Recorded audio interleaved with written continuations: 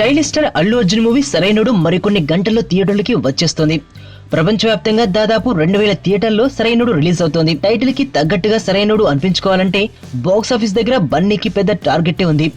Sarainodu pre release business ను ఎక్కువగానే ఉంది. సీడెడ్ 8.1 కోట్లు, వైజాగ్ 4.9 కోట్లు, గుంటూరు నెల్లూరు 6 కోట్లు బిజినెస్ చేశాయి. ఇక సొంతంగా రిలీజ్ చేసుకుంటున్న ఏరియాలో మార్కెట్ వాల్యుయేషన్ ప్రకారం లెక్కించాల్సి ఉంటుంది.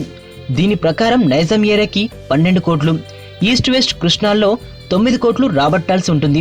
మొత్తంగా 2 తెలుగు రాష్ట్రాల్లోనే 40 కోట్ల రూపాయలు వసూలు చేయాల్సి ఉండగా కర్ణాటక 6 కోట్లు, తమిళనాడు 0.7 కోట్లు, రెస్ట్ ఆఫ్ ఇండియా 0.5 కోట్లు ఓవర్సీస్ హక్కులను 6.2 కోట్లకు విక్రయించారు. ఈ లెక్కన చూస్తే 53.4 కోట్లను కేవలం థియేటర్ల నుంచి సరైనోడు రాబట్టాలి. ఇక శాటిలైట్ ఆడియో వంటివి కలిపితే ఈ లెక్క 70 కోట్లు దాటుతుంది.